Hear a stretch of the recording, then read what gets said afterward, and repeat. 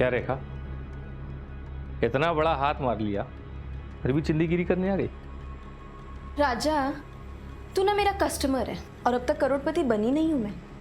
आज जब बन जाऊंगी तब सोच लूंगी ना। चल, टाइम खोटी मत कर, जो करना है वो जल्दी कर।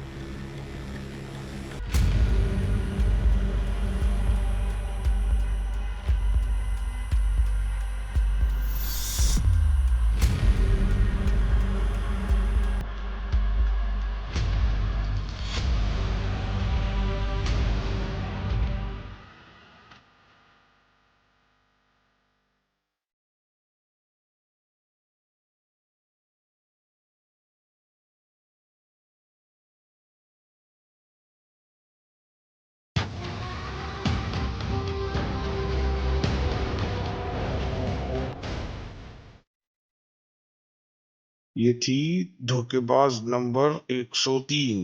अगला नंबर आपका।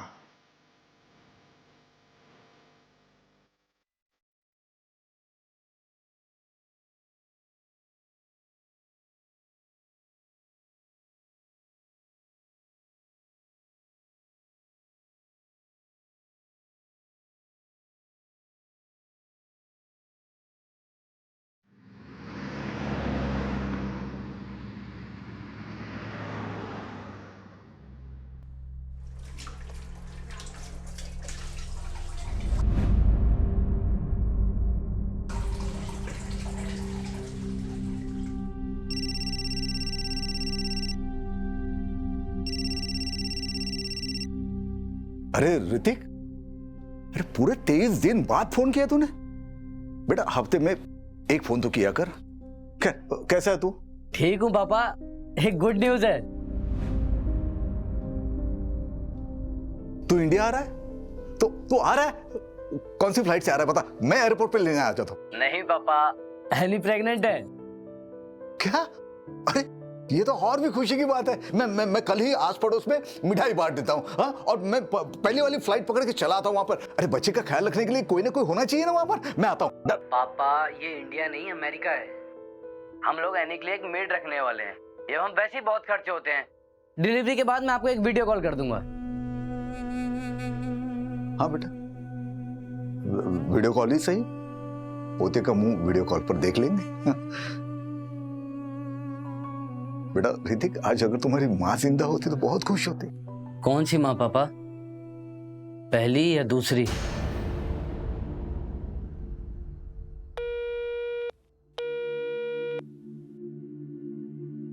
आयला, ऐसा बोला तेरा बेटा? लेकिन तूने तो ये सब उसके लिए किया था ना? मैं 16 साल का था जब पिताजी ने प्राजक्ता से शादी करा दी। प्यार व्यार कुछ पता नहीं था मुझे। ऋतिक हुआ, उसके बाद पल्लवी, उसके बाद प्राजक्ता से बस प्यार होने वाला ही था। हाँ, सब जानती हूँ। मैडम को कैंसर हो गया, मैडम चल बसी, फिर उसके बाद तुमने दूसरी शादी की, तुम्हारी दूसरी बीवी भी भाग गई। 10 बार सुन चुकी हूँ ये स्टोरी। मेरी मानो, तुम ना अभी ये सब चीज के बारे में सोचना छोड़ दो और अपने ये नालायक बच्चों से ना जितना हो सके उतना दूर रहो। टाइम वेस्ट मत करो उनके पीछे।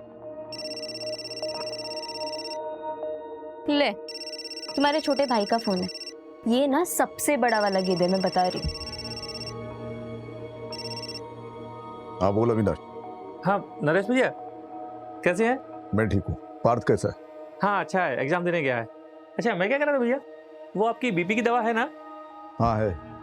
अच्छा वो कोलेस्ट्रॉल वाली? हाँ है, सब कुछ है। अच्छा भैया मैं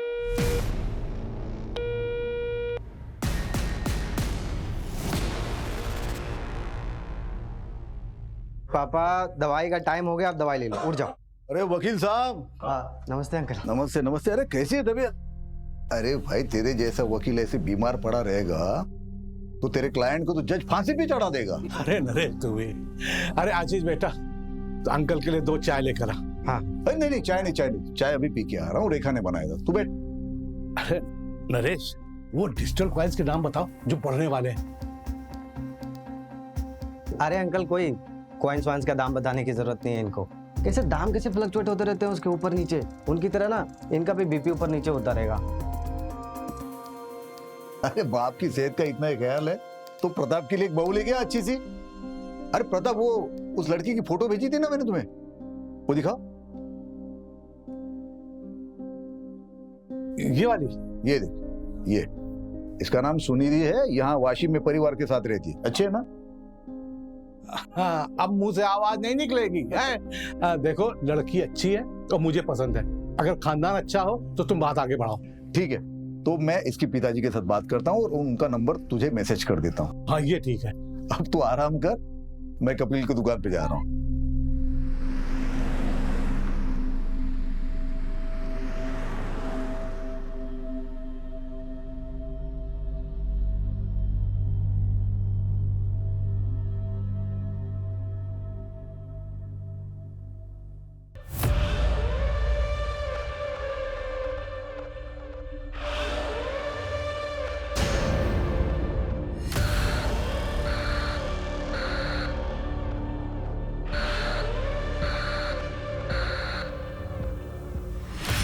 कपिल भाई, मैंने सुना दाल के भाव फिर से बढ़ गए।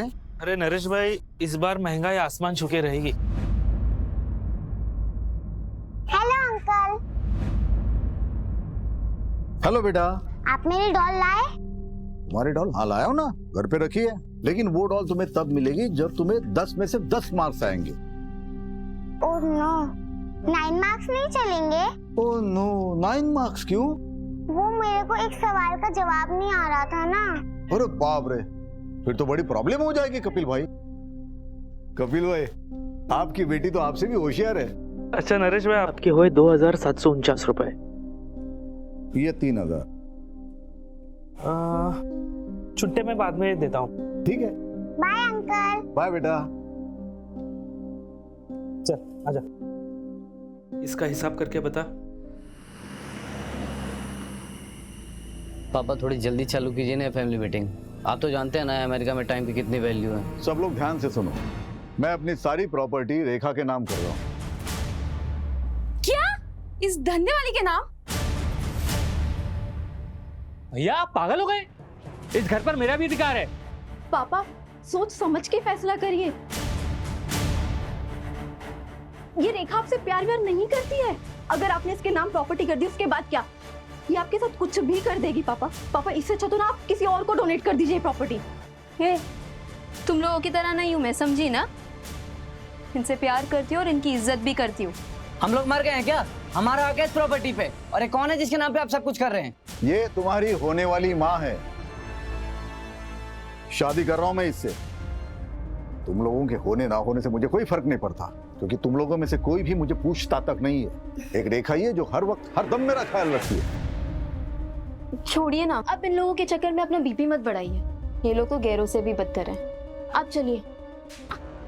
गैर तो तू है इस घर में, अपनी हद में रह। तमीज से। होने वाली माँ हूं तुम्हारी और तुम्हारी भाभी। निकलो, तुम लोग निकलो यहाँ से, निकलो जल्दी, निकलो यहाँ से।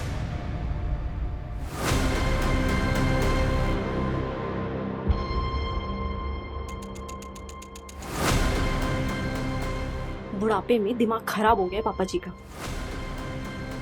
घी अगर सीधी उंगली से ना निकले तो उंगली टेढ़ी करनी पड़ती है।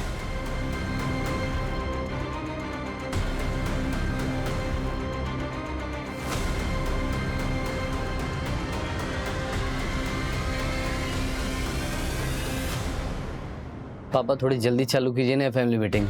आप तो जानते हैं ना अमेरिका में टाइम की कितनी वैल्यू है। सारा प्लान वेस्ट हो गया।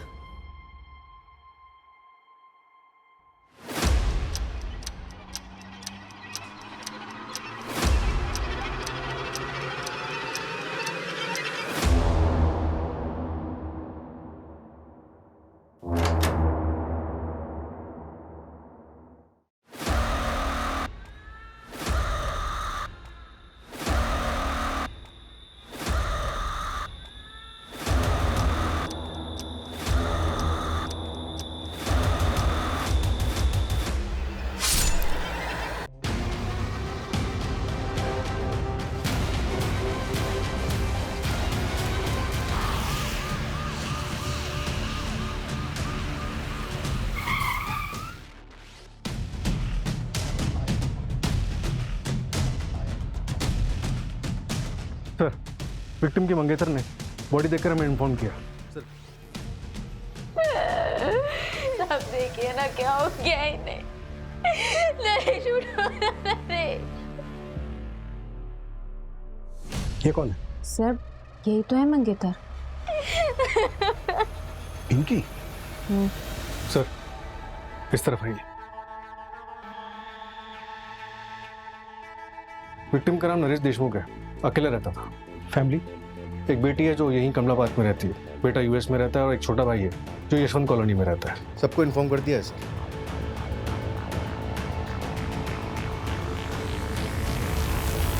सुनो ना अविनाश, बात को मम्मी के यहाँ पे छोड़ दे क्या? अरे इतना पैनिक मत हो, नहीं तो सब गड़बड़ हो जाएगा। मैं बोल रहा हूँ ना, कुछ नहीं होगा। कैसे कुछ नहीं होगा? आज नहीं तो कल पुलिस घर पे आएगी ना। देखो, जब पुलिस घर पर आएगी तो हम वैसा ही करेंगे जैसा हमने प्लान किया। तुम अगर इतना घबराओगी तो सब गड़बड़ हो जाएगा। और वो देखा, उसका भी इंतजाम कुछ कर देता हूँ। अच्छा सुनो, मैं लेट हो रहा हूँ, पल्लवी आ गई हुई, मैं जाता हूँ, ध्यान रखना।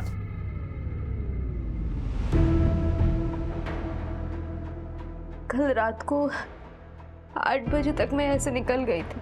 बाद में फोन पे बात भी हुई हमारी। तब मुझसे कहा कि मैं सोने जा रहा हूँ। सुबह नाश्ता लेके आई तो देखा कि दरवाजा खुला हुआ था। अंदर आई तो नरेश। बस रेखा। अच्छा ये बताओ कि घर से कुछ चोरी हुआ है? मंगेतर मरा है मेरा और आपको चोरी की पड़ी है। देखो हमें ये सब जानना जरूरी है क्योंकि इन्वेस्टिगेशन उसी हिसाब से होगी। तो सब आज ही करना है आपको। मंजू, पंचनामा करके बॉडी को तुरंत पोस्टमार्टम के लिए भिजवाओ। Okay sir. जैसे ही फैमिली से कांटेक्ट होता है थाने बुलाओ।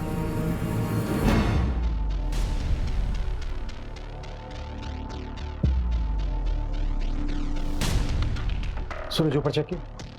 No sir, sorry sir.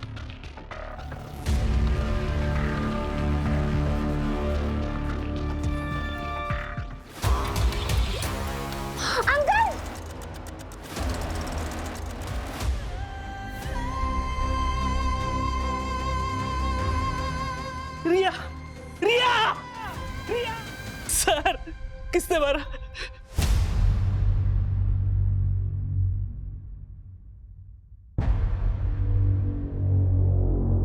रिया, नरेश भाई रिया के लिए एक पिता की तरह थे। वो उसे ट्यूशन पढ़ाते थे। कई बार वो पढ़ते पढ़ते वही सो जाती थी। कल भी रिया गई थी ट्यूशन पढ़ने उनसे? नहीं, मैंने उसे नरेश भाई के छुट्टे पैसे लौटाने भेजा था। संभालिए अपने आप को। तो जब रिया वापस नहीं आई तो आप उसे नरेश जी के घर देखने नहीं गए? मैं दुकान पे था देर रात तक। हमेशा की तरह मुझे लगा शायद वो वही सो गई होगी। मुझे जाना चाहिए था, मेरे बच्चे बच जाते। रिया की माँ कहाँ है? 3 साल पहले मुझे और रिया को छोड़कर भाग गई वो।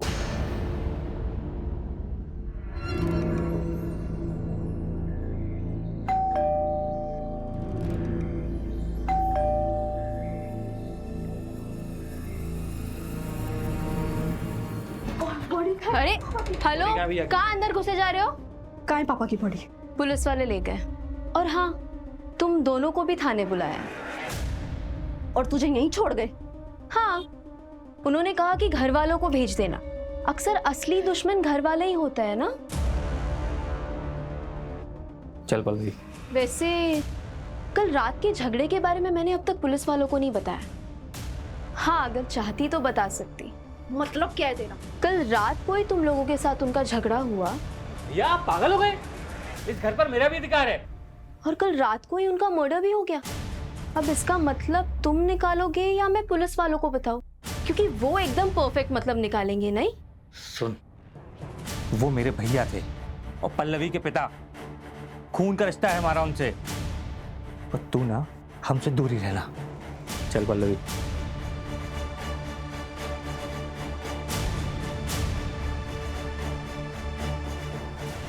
कई बार खून के रिश्तेदारों से ज्यादा पराये लोग अपने हो जाते हैं ना माँ। कोई अपना अपना नहीं होता, सब पैसों के रिश्तेदार है। पैसा है बच्चे अपने, पैसा है रिश्तेदार अपने, पैसा खत्म रिश्ता खत्म। तू क्यों फिक्र कर रहा है? तेरे पास तो इतना सारा पैसा है। तेरी गाड़ी आई? अरे नहीं माँ, इस उम्र में गाड़ी लेके क्या करूंगा। मैं सोच रहा हूँ पल्लवी को गाड़ी लेके दे दूं, वो बेचारी स्कूटी से जाती है कॉलेज। कितनी बार समझाया तुझे, पर तू नहीं समझता। लुटा दे अपनी सारी दौलत अपने नालायक रिश्तेदारों पे, लेकिन जब तू मरेगा ना, तेरे कफन के लिए किसी के पास से पैसा भी नहीं निकलेगा। तो तू दे दे ना कफन। हाँ दे दूंगी ना। ये चादर तूने ही दी है ना, यही दे दूंगी। शहर में हुए डबल मर्डर ने पूरे खोपोली के लोगों को सकते में डाल दिया है। इस चौंका देने वाले मर्डर ने एक बार फिर से पुलिस प्रशासन पे सवाल उठाया है। क्या शहर के लोग सेफ हैं? देखिए, बॉडी पोस्टमार्टम के लिए भेजी गई है, 24 घंटे बाद आपको दे देंगे। पापा तो बहुत अच्छे आदमी थे, भला उन्हें ऐसे कोई क्यों मारेगा? क्यों झूठ बोल रही है पल्लवी? सर मैं आपको बताता हूँ, दरअसल भैया एक नंबर के अड़ियल इंसान थे। भाभी के जाने के बाद उन्होंने ऋतिक को अमेरिका भेज दिया, तो जिससे उनकी अय्यासी चलती रहे। सर आप देखना, पीएम की रिपोर्ट आने वाली है, उसमें पक्का उनको एड्स निकलेगा। चाचू आप ये क्या कह रहे हैं? हाँ तो झूठ क्या बोल रहा हूँ, जो सच है वही बता रहा हूँ। तो रेखा को पता था ये सब? उसे क्या ही फर्क पड़ता है, वो तो खुद एक धंधे वाली थी। रेखा तो मंगेतर थी ना नरेश जी की। हाँ, दिमाग खराब हो गया था पापा का। कल रात आप लोग कहाँ थे? अपने घर पे पापा से मिलने गए थे, फिर सब अपने अपने घर आ गए। सब एक साथ मिलने गए थे, जाहिर सी बात है कोई खास वजह होगी। कल रात पापा अपने प्रॉपर्टी का बंटवारा करने वाले थे। तो हो गया बंटवारा? मैं अपनी सारी प्रॉपर्टी रेखा के नाम कर रहा हूँ। भैया आप पागल हो गए? निकलो यहाँ से। भैया नहीं सर, बस कैजुअल डिस्कशन हुआ और कुछ नहीं।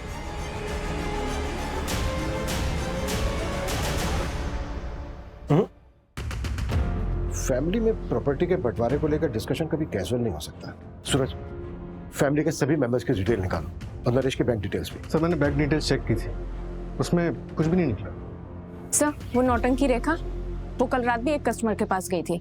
व्हाट? मतलब पतिव्रता होने का नाटक कर रही थी? सर नरेश ने डेटिंग साइट पे एक अकाउंट बनाया था, ये देखिए। फ्रेंड लिस्ट में लड़कियां ज्यादा है। सर ये तो बड़ा रंगीन आदमी। इतनी जल्दी जज नहीं कर सकते। सूरज वो जो बच्ची थी रिया, उसके साथ सेक्सुअल असॉल्ट हुआ था क्या? सर अभी तक पोस्टमार्टम रिपोर्ट आई नहीं। ये ले, बन गया डेटिंग ऐप पे तुम्हारा अकाउंट। प्रोफेसर नरेश देशमुख। अरे यार, ये झंझट में क्यों फंसा रहा है मुझे? देख, मैं रेखा के लिए सीरियस हूँ। अरे देख देख, एक फ्रेंड रिक्वेस्ट भी आ गई। कौन है? फोटो देख, क्या मस्त लग रही है। डाइवोर्सी है। हाय, मेरा नाम ललिता है। आप मुझे जेन्युइन लगे क्योंकि आपने अपनी फोटो लगाई। आप एक्स प्रोफेसर हो? प्रोफेसर। सर घर से जो सामान चोरी हुआ है ये उसकी लिस्ट है, रेखा ने दी। तो ज्वेलरी सेट, चांदी के कुछ बर्तन, रिस्ट वॉच, वॉल क्लॉक और 45,000 रुपए कैश। सूरज, सभी ज्वेलर्स और खबरियों को एक्टिवेट कर दो। कहीं भी कोई ज्वेलरी बेचने आता है तुरंत हमें इन्फॉर्म करें। Right sir.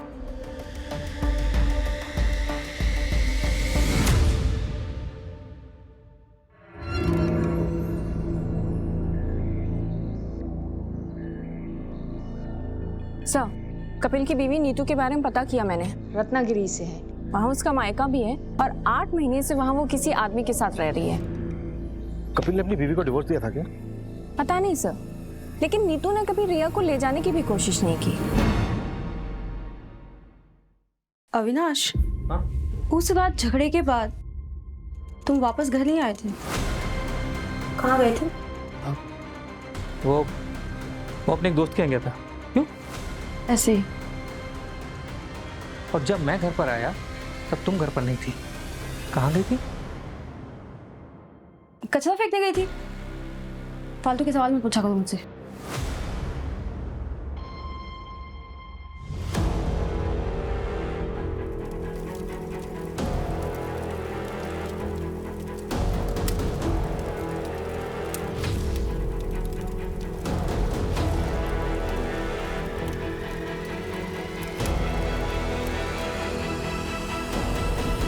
तुम्हें किसी पे शक है? सर मुझे शक नहीं, पूरा यकीन है ये काम रेखा का ही है, और अब वो चली भी गई है। इतने यकीन के साथ कैसे कह सकते हो? सर पापा उसके नाम पे प्रॉपर्टी कर रहे थे, तो उनके मर्डर के बाद पूरा बेनिफिट उसे ही मिलेगा। प्रॉपर्टी उसके नाम पर हुई? नहीं। तो बेनिफिट कैसे हुआ उसे? तो सर ये फिर चाचू ने किया होगा। प्रॉपर्टी के लिए? प्रॉपर्टी और पार्थ दोनों के लिए। पार्थ क्यों? सर पार्थ मेरा सौतेला भाई है, और परी चाची मेरी सौतेली माँ, वो पापा की दूसरी वाइफ रह चुकी है। What? हाँ सर, 2 साल पहले परी चाची ने पापा को छोड़ के अविनाश चाचू से शादी कर ली थी, और पापा ने तो केस भी फाइल किया था पार्थ की कस्टडी के लिए। इन्हीं सब के बीच पापा उस रेखा के चक्कर में फंस गए और चले थे उस धंधे वाली से शादी करने।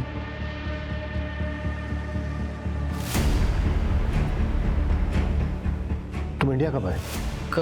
कल ही आया था सर। मैं जाऊँ?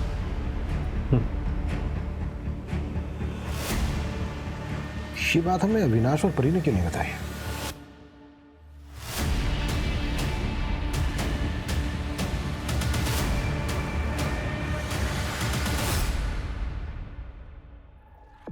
सर रेखा की माँ बीमार है, इसलिए वो गांव गई थी।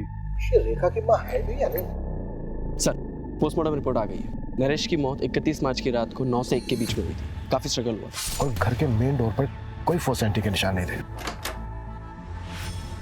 शायद कातिल नरेश के जानने वाला था। कॉल रिकॉर्ड्स और फोन लोकेशन कब तक आ रही है? कल तक आ जाएगी सर। रिया की पोस्टमार्टम रिपोर्ट का क्या हुआ? सर ये देखिए, सेक्सुअल असॉल्ट इनकंक्लूसिव है। रिया की मौत रात को 9 से 12 के बीच में हुई थी।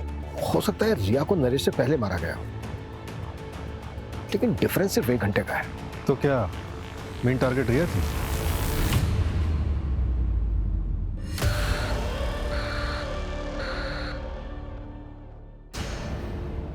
इसमें बताने वाली क्या बात है? हम लोग ऑफिशियली अलग हुए थे और इस बात को 2 साल हो चुके हैं। हम सबके बीच में वैसे भी सब ठीक ही चल रहा था। पार्थ की कस्टडी को लेकर केस चल रहा था आप लोगों के बीच, और आप कह रही हैं कि सब कुछ ठीक चल रहा था? देखिए, आपको मुझ पे शक है ना, तो पहले जाइए सबूत लेके आइए, फिर बात करेंगे हम। वो तो हम ले ही आएंगे। पहले ये बताइए कि विनाश कहाँ है? ऑफिस गए।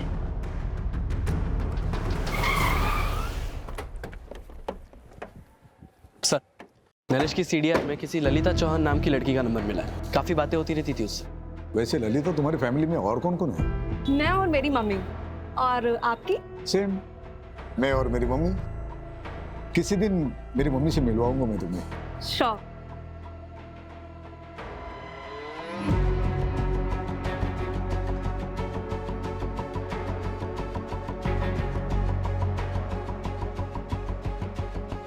देखो ललिता, मुझे गलत मत समझना, मैं एक दोस्त की तरह मिलने आया हूँ तुम्हें। और ये ऐप पे जो अकाउंट है ना, वो मैंने नहीं बनाया था, मेरे दोस्त ने बनाया था मेरे नाम से, और ऑलरेडी मेरी एक मंगेतर है। It's okay, I understand. Actually मुझे आपसे एक हेल्प चाहिए थी। आप RM सहानी कॉलेज में प्रोफेसर थे ना? हाँ। मैं वहाँ जॉब के लिए अप्लाई करना चाहती हूँ, तो क्या आपकी कुछ मदद मिल सकती है? अरे बिल्कुल करूंगा। वहाँ के प्रिंसिपल तो मेरे दोस्त है, बहुत अच्छे दोस्त है। मैं बात करता हूँ उनसे, तुम सिर्फ इंटरव्यू दे के आना। Thank you so much. क्या? लेकिन नरेश जी की माँ तो है ही नहीं। अरे लेकिन ऐसे कैसे हो सकता है? उन्होंने तो मुझे अपनी माँ की फोटो दिखाई थी और वो उनसे मुझे मिलाने भी वाले थे। अच्छा, तुम्हें नरेश जी ने कभी कुछ और बताया, या फिर उनके बारे में कोई ऐसी बात जो इन्वेस्टिगेशन में हमारी हेल्प कर सके? पता नहीं आपके लिए कितना हेल्पफुल होगा, पर नरेश जी ने बताया था कि उनका एक भाई है। क्या नाम है उसका? हाँ, अविनाश। वो थोड़े अजीब हैं, अडल्ट साइट्स और डार्क वेब देखने के आदी हैं। हेलो, क्या? ओके, मैं आती हूँ। तुमने सीधे डीसीपी ऑफिस में कंप्लेंट डाल दी।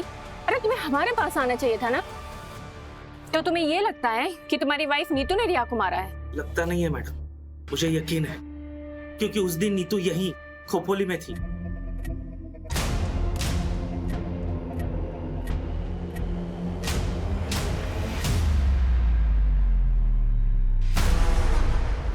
तो तुमने हमें ये सब पहले क्यों नहीं बताया था? बेटी की लाश हाथों में थी मैडम,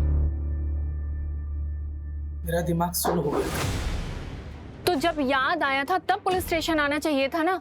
तुम तो पहुंच गए सीधे डीसीपी ऑफिस। हम गरीबों की कौन सुनता है मैडम, और मैं देख रहा हूँ आप लोग सिर्फ नरेश भाई के मर्डर की जांच कर रहे हैं। आप लोग ये मान चुके हो कि जो कुछ हुआ है वो नरेश भाई के लिए हुआ है और उसमें मेरी बेटी रिया की जान गई। लेकिन इसका उल्टा हुआ है मैडम। रिया को नीतू ने मारा है और उसमें नरेश भाई मरे। हाँ सुनो, एक नंबर ट्रैक करो, अर्जेंट है। नीतू शर्मा नाम है, नंबर भेजती हूँ मैं।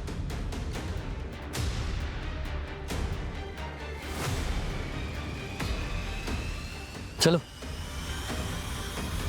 सर, मैंने नरेश की पिछले 2 साल की सीडीआर स्टडी की तो एक बात पता चली। नरेश का एक नेबर है प्रताप वर्मा, उससे काफी बातें होती थी उसकी। और सर सीडीआर में एक और बात पता चली, ये नरेश की फैमिली उससे 1 साल पहले ही टच में आई। 1 साल पहले तक तो किसी को नरेश से कोई मतलब नहीं था। पर ये 1 साल पहले अचानक से नरेश की जिंदगी में ऐसा क्या हुआ कि सबको उसके प्रति प्यार जाग गया? Anyway, नरेश की माँ का कुछ पता चला? अभी तक नहीं सर, मैंने फैमिली से पूछताछ की। उनका कहना है कि 20 साल पहले उसकी माँ मर गई थी। तो फिर नरेश ने अपनी माँ बताकर ललिता को फोटो किसकी दिखाई?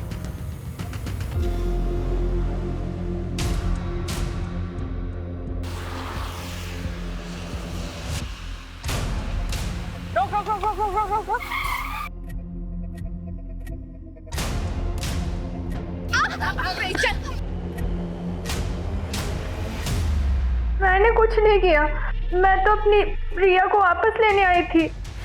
3 साल बाद और तुम्हें क्या लगता है तुम रिया को लेकर जाती और तुम्हारा नया हस्बैंड उससे एक्सेप्ट कर लेता? सुधीर को मैं शादी के पहले से पसंद करती हूँ। कपिल से बच्चा नहीं हो रहा था, जिसकी वजह से वो मुझ पर हाथ उठाता था। सुधीर रत्नागिरी से सिर्फ मुझसे मिलने के लिए आता था। उसी दौरान रिया हुई। तो क्या रिया तुम्हारे और सुधीर की बेटी है? हाँ। ये बात कपिल को पता है? पता नहीं, पर रिया से मेरी फोन पर बातें होती रहती थी। उसने बताया पिछले महीने कपिल ने उसका ब्लड टेस्ट करवाया था। सर, मैंने रिकॉर्ड चेक करवाए हैं। 3 हफ्ते पहले कपिल ने अपना और रिया का डीएनए टेस्ट करवाया था, जिसमें ये कंफर्म हुआ है कि कपिल रिया का फादर नहीं है। व्हाट? कपिल को उठाओ और तब तक नरेश के मोहल्ले में जाकर ये पता करो कि नरेश कैसा आदमी था। नरेश को इन्वेस्टमेंट का बहुत अच्छा नॉलेज था। वो डिजिटल कॉइन्स के नाम बताओ जो बढ़ने वाले हैं। अरे अंकल, कोई कॉइन्स वाइन्स का दाम बताने की जरूरत नहीं है इनको। नरेश ने 2014 में डिजिटल कॉइन्स में 3 लाख रुपए इन्वेस्ट किए थे और अभी 2021 में उसने उन्हीं कॉइन्स को बेचा 34 करोड़ रुपए में। 34 करोड़?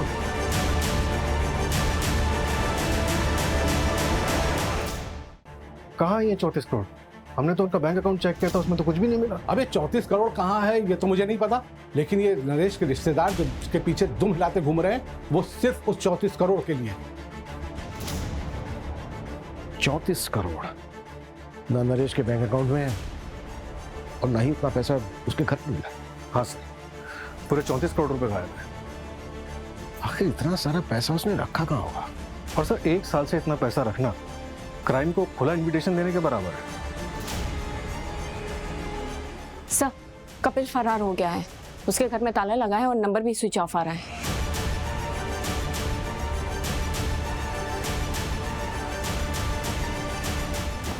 सर, ललिता सही बोल रही थी। मैंने नरेश के ऑनलाइन ड्राइव से ये फोटो रिकवर किया है। पता करो कौन है ये औरत। Yes sir.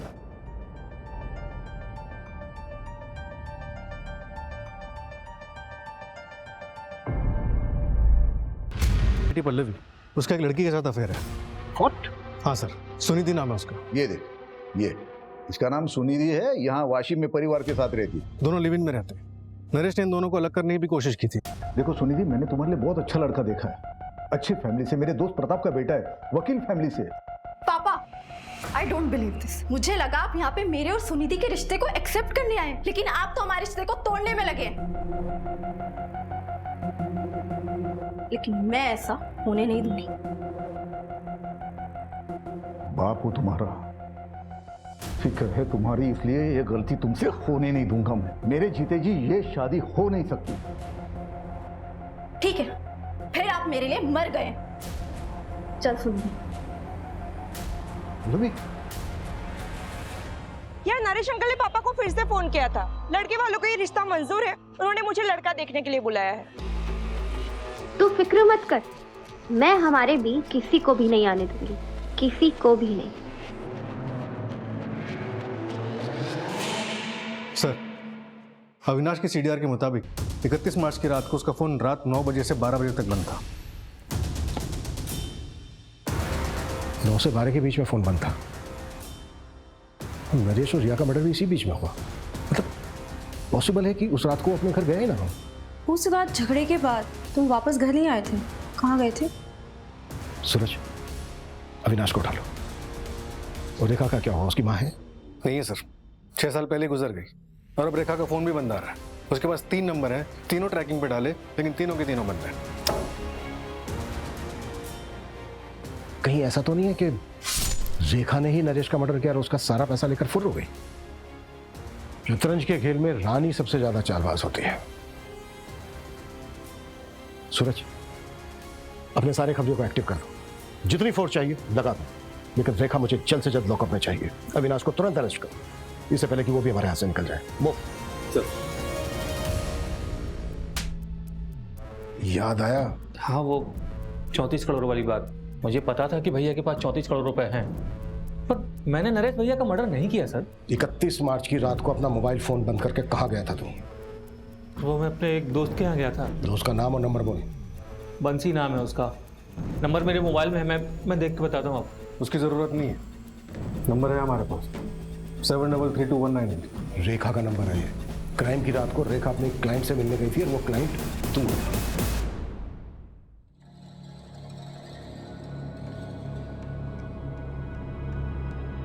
क्या रेखा, इतना बड़ा हाथ मार लिया फिर भी चिंदीगिरी करने आ गई? राजा, तू ना मेरा कस्टमर है और अब तक करोड़पति बनी नहीं हूं मैं। आज जब बन जाऊंगी तब सोच लूंगी ना। चल, टाइम खोटी मत कर, जो करना है वो जल्दी कर। रेखा और तू दोनों नरेश से जुड़े हुए थे और क्राइम की रात को तुम दोनों साथ में थे। ये बात छिपाई क्यों हमसे? सर, माना कि ये बात मैंने आपसे छुपाई, पर अब तो आपको पता चल गई ना। हाँ, मैं एक अनलॉयल हस्बैंड हूँ, धोखेबाज भाई हूँ, पर इससे ये साबित नहीं होता कि मैंने नरेश भैया का मर्डर किया है। क्राइम वाली रात को तू होटल से 1 घंटा पहले निकला था, कहाँ गया था? सर, एक मिनट। सर, जैसे ललिता ने कहा था, मैंने अविनाश की सर्च हिस्ट्री कंगाली। अविनाश डल साइट्स और डार्क वेब देखने के आदी हैं। मुझे कुछ मिला नहीं, तो मैं रैंडमली डार्क वेब पे सर्च कर रहा था, तो मुझे ये वीडियो मिला।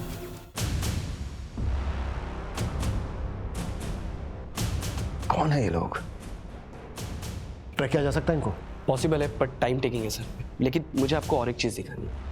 ये देखिए, उस वीडियो के बाद मैंने थोड़ा और सर्च किया तो मुझे ये साइट मिली और इसी पे वो दोनों वीडियो अपलोड किए गए थे। ये देखिए, नरेश का वीडियो।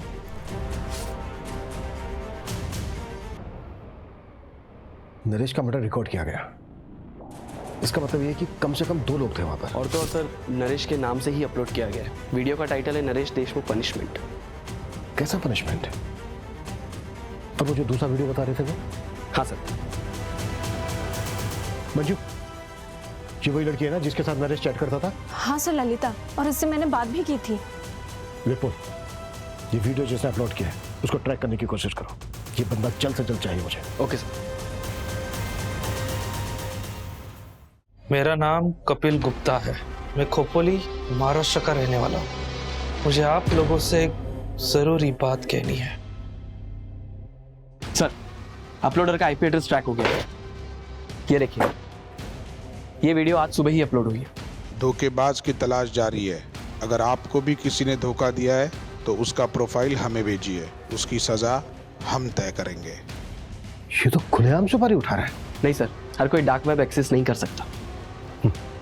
आईपी एड्रेस क्या है? शॉकिंग है सर, ये देखिए। ये मास्क तुम्हारे घर से मिला है और डार्क वेब का जो आईपी एड्रेस है वो तुम्हारे फोन का है।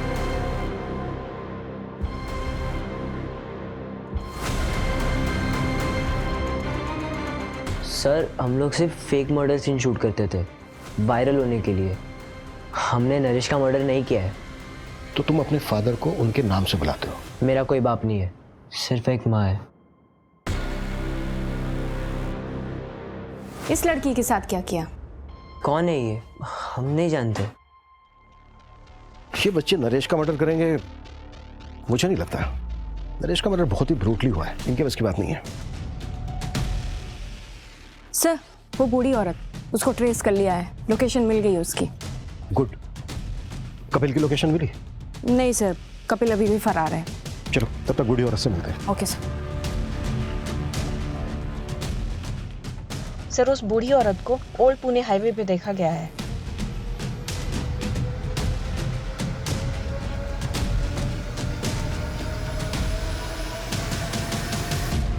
माता जी उठिए। मैंने समझाया था उसे, लेकिन उसने मेरी बात नहीं मानी। उसने जब झूठ बोलने के लिए कहा था तभी मैं समझ गई थी जरूर इसके साथ कुछ होने वाला है। कैसा झूठ लाजू? माँ ये देख, कुछ कपड़े लाया हूं तुम्हारे लिए। क्या? अच्छे है ना?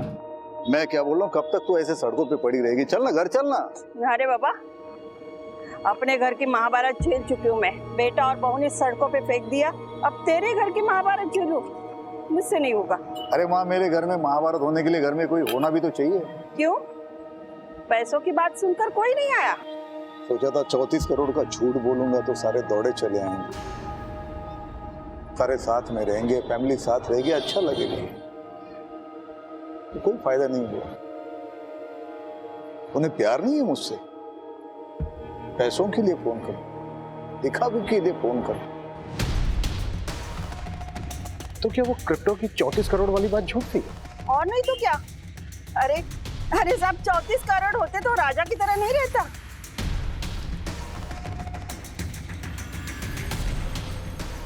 आखिर किलर आया किसके लिए? रिया के लिए या फिर नरेश के लिए? मंजू, जो दूसरा अपलोडर था उसकी कोई अपडेट? ललिता की लोकेशन डिटेल्स चेक कर रहे हैं। अगर उसकी लास्ट लोकेशन पता लग जाए तो शायद हम दूसरे अपलोडर तक पहुंच जाए। सर एक और बात, कपिल ने अभी एक वीडियो अपलोड किया है ऑनलाइन, जिसमें उसने पब्लिक से गुहार लगाई है कि पुलिस उसे झूठे केस में फंसा रही है। तो फिर भागा क्या कर रहा है?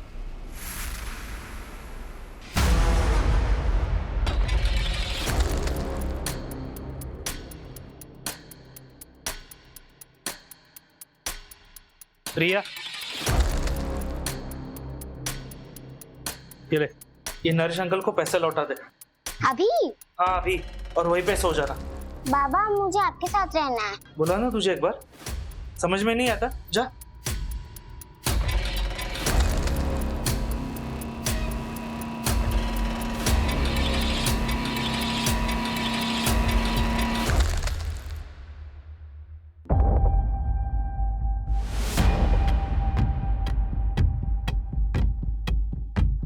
मंजू, मेरे केबिन में आओ।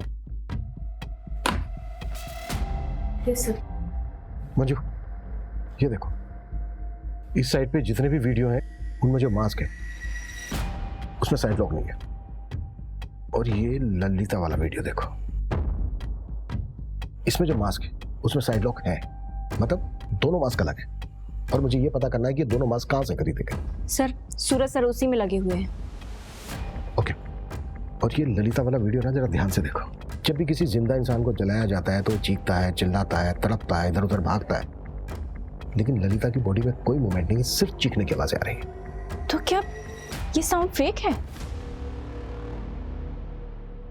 सर, ये मास्क ऑनलाइन खरीदा गया। ये देखिए, ये है बायर्स की लिस्ट। और सर ये हाईलाइटेड नाम देखिए।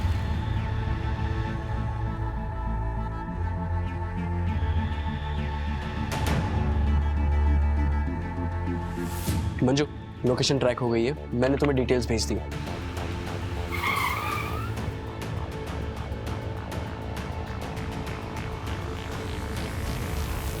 कौन?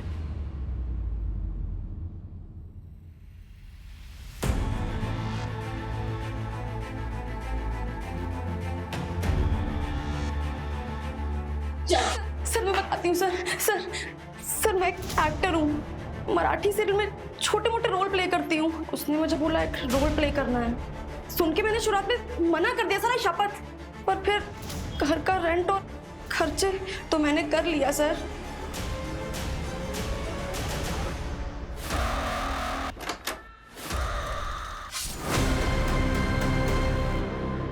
अरे नरेश, वो डिजिटल कॉइन्स के नाम बताओ जो बढ़ने वाले हैं। अरे अंकल, कोई कॉइन्स वाइन्स का दाम बताने की जरूरत नहीं है इनको। अंकल! क्या करना है पापा इसका? जा टेरिस पर फेंक करा इसको। नरेश के भरोसे का खूब फायदा उठाया तुम लोगों ने। धोखा तो उसने दिया था मुझे। डिजिटल कॉइन में इन्वेस्ट करके उसने 34 करोड़ रुपए बना लिए और मुझे गलत कॉइन बता दिया। चलता था मुझसे कि कहीं मैं अमीर ना हो जाऊं। अरे किसी काम के लिए उससे कुछ पैसे मांगे तो मना कर दिया उसने मुंह पे। वो वीडियो बनाने का क्या मतलब था? वो पार्थ ऐसे वीडियोस बनाता है, मुझे पता था, तो ऐसे वीडियो बना के मैंने डार्क वेब पे डाला आप लोगों को मिसलीड करने के लिए। बस सर इसके अलावा कुछ नहीं पता सर। हमें 34 करोड़ हमारे पास नहीं है सर। होते कैसे? क्योंकि नरेश के पास 34 करोड़ रुपए थे ही नहीं।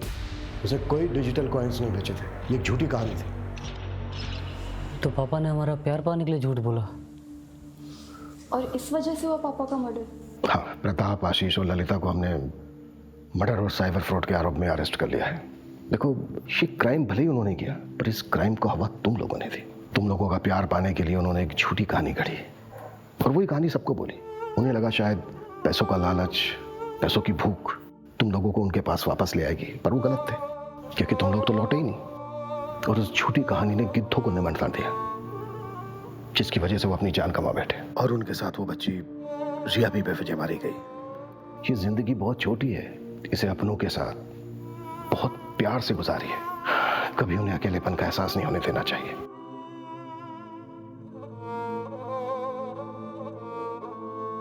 मैंने तेरे लिए स्पेशल भिंडी मसाला बनाया है। आप भिंडी पे ही सारे एक्सपेरिमेंट करना। अच्छा, बहुत बड़ी हो गई तू। हाँ